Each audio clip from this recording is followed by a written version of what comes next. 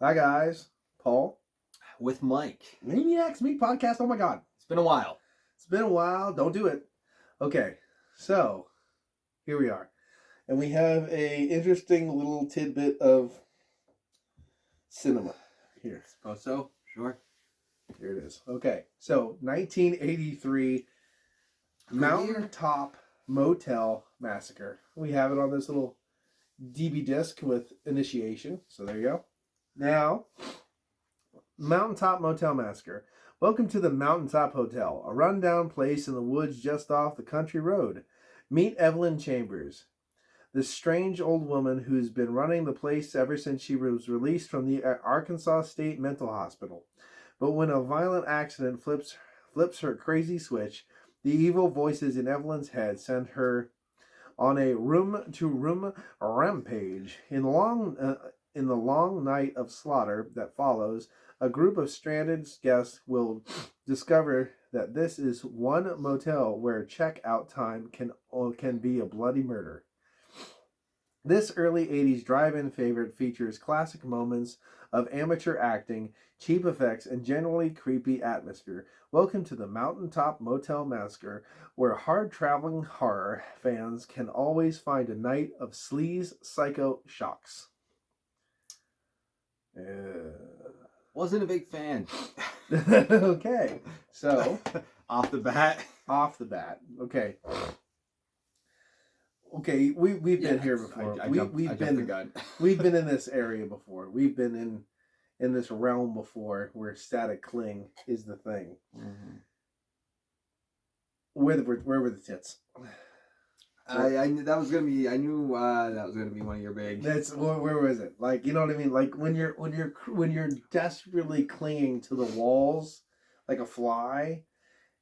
Because the acting is just subpar, this is subpar, the film is subpar. I mean, there were a lot of that's where you get your fallback. You don't need to have nudity, but like this had nothing. I didn't think it really had much going for it. If you don't have the meat, then you need the potatoes. If you know what I'm saying, like, and the meat was lacking, so the potatoes needed to come into play, or there was no filling in the meal. There was no potatoes. Okay, Top potatoes get delivered to the other table. So what we got? Well, there's peaches at least. But what we're saying right now is this film, at the beginning, it's kind of strange. It shows this woman, two pictures of this woman who got released from the mental hospital in 1981. The next thing you know, a mental patient, all alone, because apparently the husband died, is taking care of a young daughter. Yeah. So she got, I don't understand. But my question is this. Okay, maybe you could help me on this one. You're smart. Okay. I'm trying to think. Evelyn, not Evelyn, but the Lori, she was what, about 14, 13? That'd be my guess. Okay. I'm just trying to think when she was put into the mental institution and when she was released from the mental institution. The math didn't line up. It didn't line up so much. I don't think so. I mean, maybe if she had the child in the mental institution. Right before she went to the mental institution? Yeah, right. That kind of... But that's all, That's all hearsay. Exposition. Like, it just was like in 1976. Yeah, or something like that. Came out in 81. And then 81, and then it's 83 in the film. Yeah, I'm trying to think where I thought it. Me dyslexic, I thought it said she went into the 60s, but maybe she went in the 70s. Maybe it was. Because if she went in the 70s, came out in the early 80s, yeah, that would probably make sense. But then she would be estranged from her mom because you never saw her the whole fucking time she was growing up. You know what I mean? That kind of thing too. Maybe that's the reason why the husband died. And honestly, the whole story with the whole thing with the daughter seemed really not a thing. No, it seemed like secondary to everything. Yeah.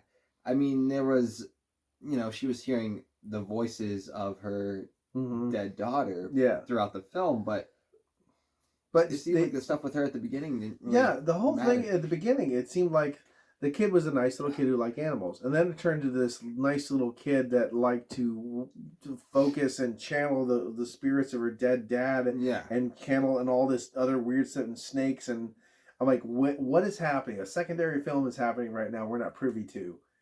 Because then when she had a rampage, tried to destroy all this negative stuff, she ends up killing her daughter because she knocked her out of the trance she was in. She never woke up and she died. and that made her crazy. Well, newsflash, guys, she was already crazy. She re-triggered her crazy. Exactly. Literally anything, any accident, any death would have caused her to go crazy again. But she was like, basically, the whole premise after that was the voice of Laurie was telling Evelyn that says, you got to kill everybody or they're going to find out that you killed me. Yeah. Well, that doesn't make sense. You already got away with it. Yeah. And, first off, so I would like to say, I mean, the whole reason why I wanted to, like, Paul brought over several movies for tonight. Mm-hmm. And I picked this because that is a... no, I'll get it. Yeah. It's a very famous cover. That is a cover that I remember from... It looks really weird with the retroness. Yeah, from being a kid. I remember seeing that on the shelves at the video store and everything. And as soon as I was looking at the movies, I was like, that one. I want that one. Because, I was like, I got to see what that was all about. And I find the cover and the title to be very misleading.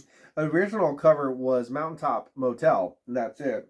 And then World Pictures, I believe it was called, in 1983, added the Massacre before releasing it. So they wanted to add the Massacre, because, Mardi Gras Massacre, Toolbox Massacre, everything had a Massacre. Nailgun Massacre. I still want to make, if I can get enough money, time, and people together, Pennsylvania Sawzall Massacre. Pennsylvania Sawzall Massacre. Needs to happen. That would be good. But... it's an interesting film. I mean, like, honestly, it's better than I expected it to be. There were some things that... the lighting is really poor in the film. Poor lighting, poor acting, poor this, poor that. No tits. None.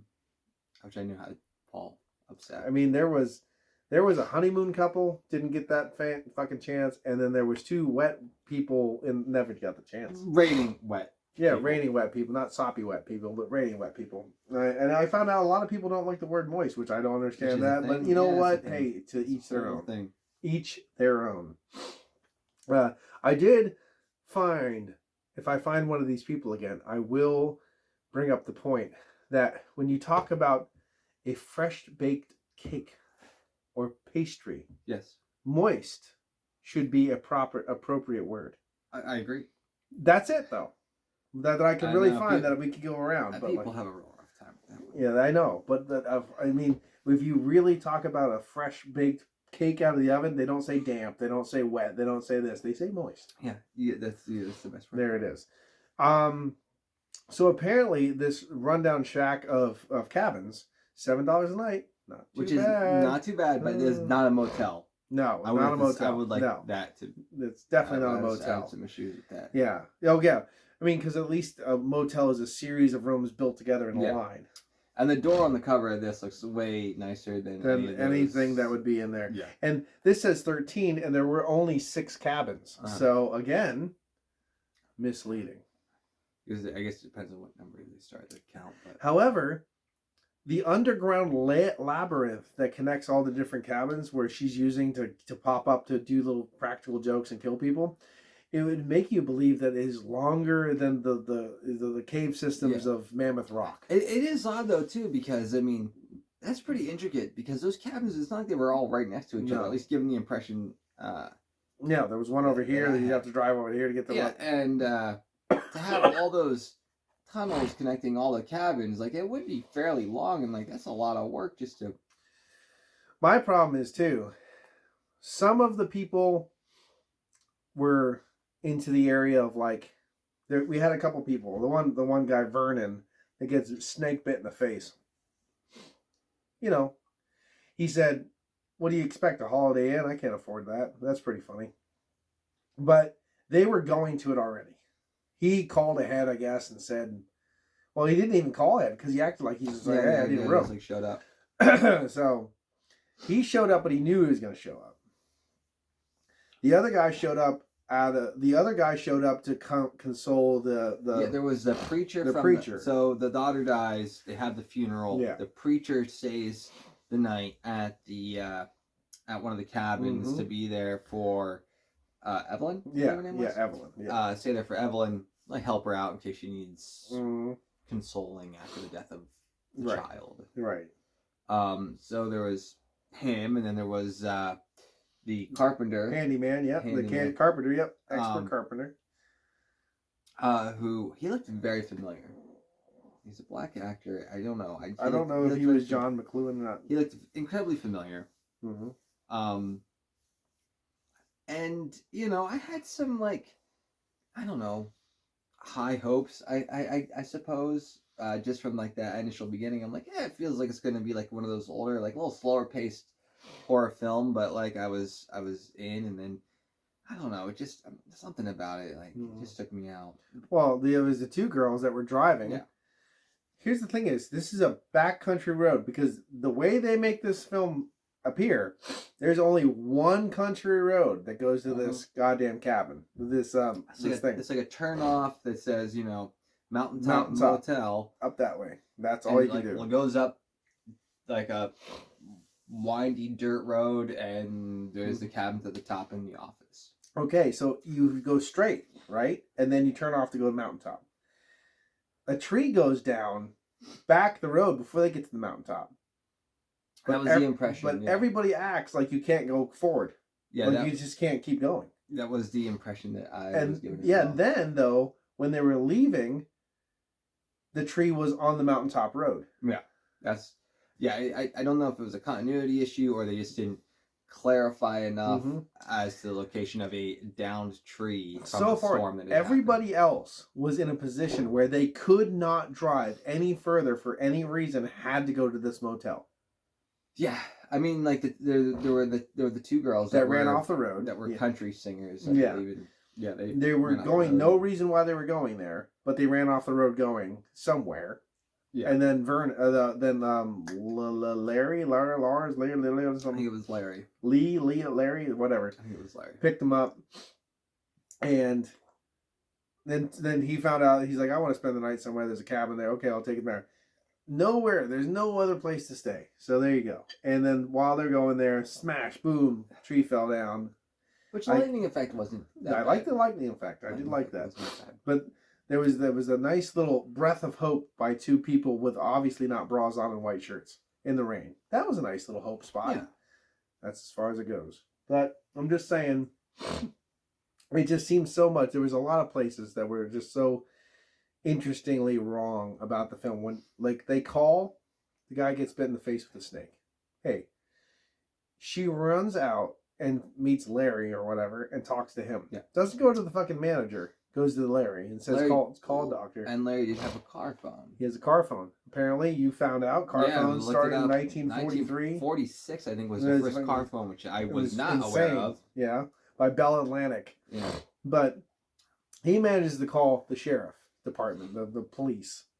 And the deputy or sheriff deputy or whatever you want to call him gets on the phone.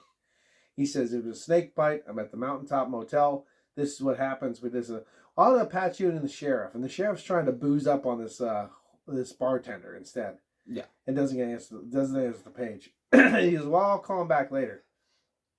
And then the sheriff's trying to call the guy's car phone. He said specifically to the sheriff guy on the thing, yeah, the deputy, I need a doctor. This is where I'm at. Yeah. And there's Mountaintop Motel, been a snake bite, need a doctor. Yeah. All the information that is the sheriff required was absolutely not needed at all. Yeah. So who does come? EMS. Yeah.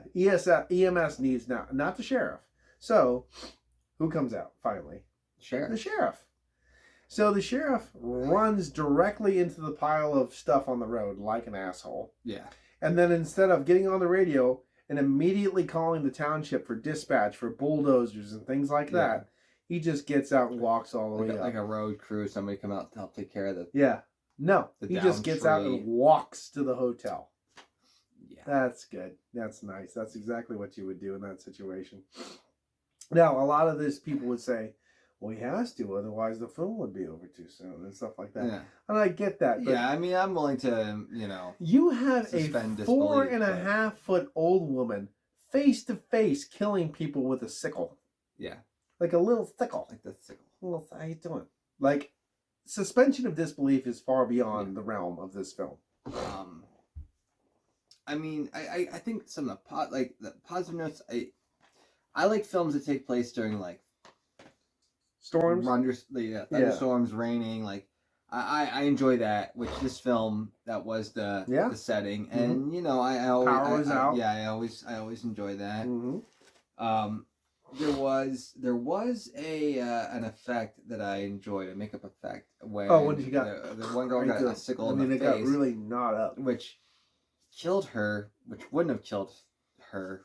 Yeah, I can't imagine she would have been awake and screaming and been lots of problems with it, but apparently it killed her. But the effect itself, the makeup effect afterwards was, I thought, well done. Yeah, and then the other guy got one right in the chest, and then the blood everywhere, and blood out of his mouth and stuff. I mean, they did do a couple things. There was one that I know made you chuckle, made me chuckle. There was a sickle through the face, and right through the mouth, and then came out the other side. They didn't show the stroke go through, but they showed the person like with it inside. Inside, and I was like, that's kind of funny. Yeah, that was pretty good. And then, of course, to add insult to injury, the guy was already bit in the face with a fucking cottonmouth or whatever, and he's all dying anyway.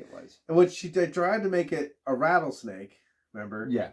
But there was never a rattle because it showed it, and then it looked like a cottonmouth that was on the thing. But obviously, they wouldn't let either of those bite the guy. But there were lots of issues with it. The thing that I didn't understand was, the idea was, kill these people, gotta kill the people that are staying in the cabin. Kill her, mommy. Yeah. And which came out in 1980. Release the snake into the one cabin. Goes to the tunnel, sets the snake up in the room. Yep. Snake magically does what he wants. Okay. All right. Like, it's a poisonous animal, all that stuff. Okay, get it. A venomous animal. Venomous animal. Excuse me. Poison, eat. Venom. Yep. Oof. Venomous I'm glad you cleared that up. But then the preacher guy who had I believe a bit of a drinking problem. He's passed out from boozing with his carpenter buddy, and she releases rats into the room, which I don't know what that's really supposed to do. Yeah. And then with the carpenter, releases cockroaches, and honestly, all that would, I think, really make you want to do is just leave. I gotta go now. Yeah. Yeah, I mean, they both wake up. They're both asleep when it happens. She was nuts enough to be reading out of the Bible. That tells you something. But she was it an angel came out with a sickle, and then she had the sickle, right? Yeah. That line, which I don't even think that's in there. But then they were saying about, because I was like, okay, is it snakes and then rats and locusts? Yeah, maybe trying to make a plague thing. I remember like cockroaches in the Bible. There were some big thoughts that didn't get put into the right sequence, maybe, or something. Maybe. Like there wasn't, like, each one wasn't a plague upon the earth. There wasn't frogs. There wasn't this. Wasn't one. You know what I mean? Like, I don't know. It was weird. Like, if they could get one and then drown her in a frog pond, and then frogs would be there. I don't understand. It wasn't Dr. Phibes, I'll tell you that. But but I don't know. It was just one of those ones weird. And then the sheriff like goes down and tries to find her, but is whispering instead of saying, "Everyone, it's the police." You know what I mean? It was just accidentally waiting for someone to get shot. The one thing that I thought was really bad was the carpenter, the seasoned carpenter that's been working since he was 16. This drove you crazy, yeah. He had a hammer, and he didn't know how to hold the hammer. He was holding it like this instead of holding it like this. Like, I'm gonna get you. And then when it got caught up in some tangly roots there, like it's just like he had no grip on it. It just fell. Which a carpenter's grip is not a light thing. Yeah. And then when he reached out to get the hammer, she came down with the sickle and cut his hand directly off. Yeah, that sickle had to have been the sharpest sickle known to man. And wielded by a grizzly bear. Yeah, because every time she hit somebody with it, it was dead. It was dead, clean off, either cut something off or kill the person, or like I was like, kind of dull. And Nana doesn't fuck around. No, she did not. So I just think it's a weird film overall. The one girl that I thought was gonna get it never got it. Yeah, the one singer lady. Yeah, but she was traumatized. She looked like a ghost by the end of it. Yeah. They really laid the makeup on when she's sitting. When they get out, it's her and the sheriff and Larry. Yeah, and she's sitting in the middle of the cruiser. Yeah, right. And I remember saying, I was like, she looks like she's a ghost. Yeah, exactly. Possessed. Like, her face was so covered with makeup. Because they just briefly showed the little girl as a ghost. which didn't really make a whole lot of sense to me. I kind of came out of nowhere. It was in her mind. Maybe it wasn't in her mind. Maybe she really is. But why are they showing it? Like, I don't. So now we need a part 2. Yeah, really explain. Is Craig T. Nelson still making movies? Because I don't know. I'm sure we could find out. You move the headstones, but not the bodies. Yeah, exactly. In the motel on top of the mountain. I did think it was funny. The score right off the get go. It had a very I thought it had a very Nightmare on Elm Street. Oh yeah, it did. Sound to it. Yeah, absolutely. So I noticed that was something I kind of appreciated. So there were 1 or 2 makeup effects that I kind of liked. I liked the overall. I liked the overall feel of the movie. I like that raining. Sorry. Atmosphere that the movie gave off. Here's the weirdest thing about this film right now. It was worse than he expected, and it's better than I expected. Yeah. Because I expected a complete I can't watch this. Yeah. And I mean, I just thought it would be super, super, super bad. And that lady on the front does not look like the lady that was the killer. No. She looks like the lady that was in Elvira, Mistress of the Dark, that played Chastity Pariah. Oh, the fucking neighbor. Yeah. From Hogan's Family. Yeah, that was in Ferris Bueller's Day Off, the secretary. Yeah. I don't remember that actress's name. I apologize. Yeah. But at least I remember the name Chastity Pariah. So there you go. I think that's good enough. I remember the Hogan's Family. She was the neighbor from the Hogan's Family. Yeah. I'm old. Yeah. Nobody remembers the Hogan's Family. On the cover, that's who that kind of reminds me of for some reason. Yeah. It's like, hair's cut down and just, Mm-hmm. But remember that it's the gardener from Harry Potter. There you go. The professor of the botanist. I really appreciate that Paul here has referenced Harry Potter. I referenced Harry Potter. There you go. It's something. Yeah, and well, she was actually the Spanish in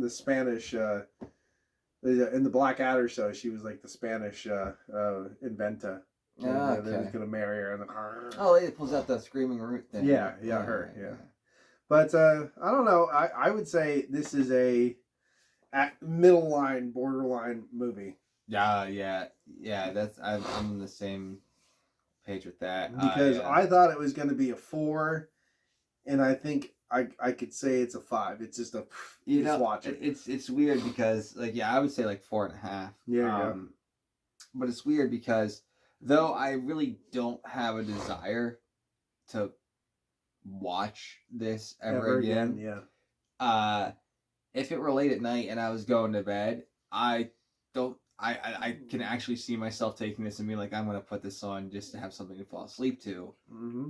Because something about it hit certain notes. It's weird. It's weird because I didn't like it that much. I really didn't. But I kind of did in a weird way. Was his name Lars? I thought it was Larry. Was it Larry? Lars? I don't know. I gotta find out. I mean, I can look it up. What was his name? It's weird. It may be kind of weird if it was Lars, but what was his fucking name? Well, you can see if it's in there. And it's got this nice fold out. No, look at that. Look at that. See? It's pretty nice. Got this nice fold out. There you go. You can really see her there. Good times. Mountaintop Motel Massacre. What was it? Evelyn, Tanya, Reverend Bill. Vernon, yep. Was it Vernon? No, that was the trucker. That was the guy that got bit in the face. Oh, okay. Yep. Sheriff Buell. Yeah, that's what we're gonna have to do. Buell. We got the internet out. We should have done this before we. Oh, fuck that. We got the fucking internet out. Oh, Al. Was it Al? Was it Al? Will Mitchell? Know where Will Mitchell is? I don't know. Will Mitchell around in school. I don't know. Al? I don't know. I think a lot of these actors didn't seem to. I'm thinking it was Al. I'm going with Al on this one. I guess we're going Al. Larry, Lars, Al. That makes perfect sense. Major Brock. Major Brock. That's the guy. He's born in 1960. Oh, the guy who played. What was his fucking name? Start with a C or something. Crenshaw. Crenshaw, yeah. Wow, apparently was his only... Major Brock was his only film, the guy who played Crenshaw. So there you go. Wow, that's all right. I guess I was wrong. That's all right. Don't worry. We're wrong all the time here on Maniacs Meat Podcast. I'm not usually. But I definitely not going to go into half the things I said while I was yelling and complaining about this film. But overall, I think 25 minutes is a pretty long time to dedicate to this film. So it is definitely, you're not going to miss anything if you don't watch it. I would say that. No, I think even as a horror fan, I don't even think it's like a necessary staple. I mean, I like the fact that I have it in my collection. Oh, yeah, I can see that. But I don't think I'd ever pull it out again. Yeah. The only time I'll pull this out again is to watch The Initiation, because I still got to watch that one still, though. But yeah, I think 4.5 is pretty overall standard. Yeah, and I think that's actually pretty... That movie should be happy with a 4 or 5. Yeah, to be honest. 4.5 out of 10 though. It's still pretty. I mean, yes, there's worse films out there. There are worse films out there. I mean, if you ever watch it, let us know your thoughts and opinions, of course. Yeah, it followed through. I mean, it had a normal progression. There was nothing special about it. No. I mean, it wasn't. It wasn't cringeworthy. Yeah, it wasn't horrible. It wasn't like, oh god, they're really. I just think if someone from the outside came in and said, "Look, I'm going to take care of this. I'm going to rewrite everything, kind of map some stuff out a little bit more, so it makes a little bit more sense. Maybe amp up a couple things." It would be a 6 or 7. Yeah, I mean, you could turn that into a decent movie. Like I said, I said this while we were watching. I was like, there's a certain bit of an identity kind of feel to this movie. I think it's because of the rain and stuff. And also, there was that Nick Cage movie. That had a premise. I mean, he wasn't trying to kill people, but he bought a motel, and there was a catwalk or like a crawl space that went through the entire the motel, and you could look into all the rooms and see everybody and everything. Oh, creepy! There you go. Which was a pretty decent. I thought that was a pretty decent film. I can't remember the name of it. I have Crawl Space. I don't know. In the room there. I think Crawl Space is actually a horror movie. Probably at this point. Okay. Yeah, I think 4 or 5 is solid for that. It sounds like we're pissing on it a little bit, but we're just giving our honest things here. So, yeah. And we're obviously not pissing on it that bad if we gave it a 4 or 5. I mean, like, there's lots of things I had issues with it, but... Yeah. I mean, there's been so many worse films. Tits would have gave it a 5 at least. You know what I mean? Oh, come on. But I said, you know what? I'll tell you what, for a dark and stormy night on a October Eve, it's pretty good. Yeah, and it's, honestly, if you have like younger kids that aren't ready for the nudity in a horror film, I don't know why you never have kids like that, but if you did, but are too old for the kid style horror movies. This is a great PG. That's a great older horror film that you can throw at them. I mean, there's a little bit of gore. Yep. There's some suggestive stuff, but it never shows anything. Right. And it's not overly suggestive. And Al knows how to fucking swing some shit. Yeah, and he knows how to talk. I think there's a certain niche for it. And maybe if I would have seen that film when I was like 12, I'd have a fonder spot for it. Or you'd never to watch it again. Or I know never watch it again. There you go. Well, that says it all. Yeah. This has been Paul. And Mike. Maniacs Meat Podcast. We'll see you on the next one. Cheers. Watch out.